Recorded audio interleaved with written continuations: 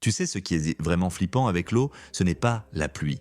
C'est quand elle arrive d'un coup, au mauvais endroit, au mauvais moment, et que personne ne peut l'arrêter. Un barrage, c'est exactement ça. Une commande sur une rivière. Bien géré, il protège un pays. Mal géré ou dépassé par une pluie extrême, il peut transformer une crue en inondation très violente, très rapide. Un barrage, c'est quoi en version simple? C'est un gros mur qui retient de l'eau pour créer une réserve. Et cette réserve sert à trois choses de très concrètes au quotidien. Donner de l'eau aux villes, donner de l'eau aux champs et parfois produire de l'électricité. En plus, il peut réduire les crues, parce qu'il garde une partie de l'eau au lieu de la laisser descendre d'un seul coup. Pourquoi un barrage aide contre les inondations? Parce qu'il agit comme un tampon. Imagine une autoroute. Si tout le monde arrive en même temps, c'est le chaos. Si tu régules le flux, ça passe. Avec l'eau, c'est pareil. Quand il pleut fort, le barrage avale une partie de la crue et relâche l'eau plus lentement. Donc, la rivière en aval monte moins vite et moins haut. Mais alors pourquoi on parle de risque d'inondation à cause d'un barrage? Parce qu'un barrage n'a pas une capacité infinie. Si la pluie est trop forte, trop longue, et que le réservoir est déjà bien rempli, le niveau monte. Et à partir d'un certain point, il faut évacuer. C'est là que tout se joue. Le déclencheur principal, c'est souvent une pluie extrême. Pas juste il pleut beaucoup, plutôt il pleut très fort pendant longtemps, sur une zone très large, et surtout, le sol finit par être saturé. Quand le sol est saturé, il n'absorbe plus. Toute l'eau glisse en surface comme sur du carrelage. Résultat, les rivières dégonflent très vite et l'eau arrive en masse vers le barrage. À ce moment-là, le barrage utilise une pièce clé, le déversoir. C'est comme une sortie de secours pour l'eau. Il permet de laisser passer l'excès sans abîmer l'ouvrage. Mais si l'événement est énorme, ou si le déversoir est insuffisant, ou encore s'il est partiellement bloqué, débris, végétation, sédiments, l'eau peut monter plus vite que prévu. Et si elle dépasse le niveau prévu, elle peut passer au-dessus de zones non faites pour ça. Et là, il y a un truc important à comprendre. Une inondation en aval peut arriver même sans rupture. Pas besoin que le barrage casse. Il suffit parfois d'un lâcher d'eau très important. Parce que quand on libère un gros débit, la rivière en aval reçoit une vague. Si les berges, les ponts, les zones habitées ne sont pas préparées, ça déborde. Donc comment une pluie provoque une inondation liée au barrage? Il y a plusieurs scénarios simples.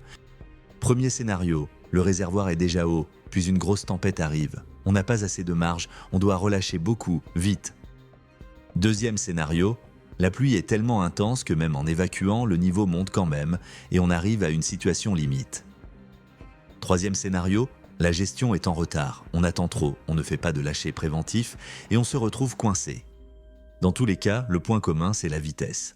L'eau arrive vite et la réaction doit être rapide et intelligente. Il faut aussi parler d'un facteur qu'on oublie souvent. Ce qui se passe en aval a changé. Avant, certaines plaines inondables étaient vides. Aujourd'hui, on construit, on bitume, on met des routes et des maisons. Et le béton, lui, n'absorbe rien. Donc, même si le barrage fait le bon travail, la zone aval peut quand même être plus vulnérable qu'avant. Une crue qui passait sans drame il y a 30 ans peut aujourd'hui inonder des quartiers entiers. Un autre point utile, un barrage n'est pas un objet fini. Il vieillit, comme une voiture, mais en beaucoup plus sérieux. Il y a des inspections, des capteurs, des mesures.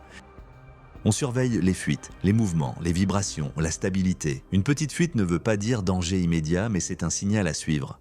Le vrai risque augmente quand l'entretien est négligé, quand on n'a pas de surveillance sérieuse ou quand on ignore des signaux faibles. Et si on veut résumer la prévention en version ultra simple, il y a 3 idées. La première, c'est garder une marge dans le réservoir quand une grosse pluie est probable. La deuxième, c'est avoir des déversoirs efficaces et entretenus. La troisième, c'est prévoir pour le pire réaliste, pas pour le moyen.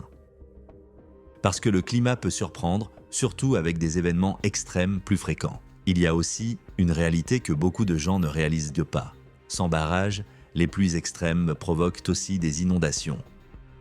Souvent plus rapides, plus sauvages, parce que rien ne ralentit la vague. Le barrage ne supprime pas le risque d'inondation. Il peut le réduire, le retarder, le contrôler, ou s'il est dépassé, le concentrer.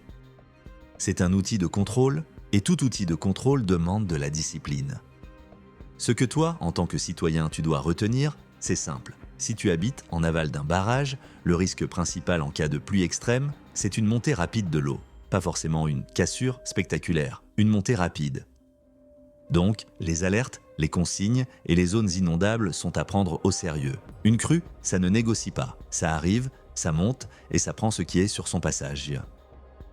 Et au final, voilà la phrase la plus vraie sur les barrages. Un barrage, c'est une façon de déplacer l'eau dans le temps. On prend l'eau quand elle arrive trop, on la garde et on la relâche quand elle manque. C'est ce qui permet à un pays de boire, de produire, de cultiver et de survivre à des saisons difficiles.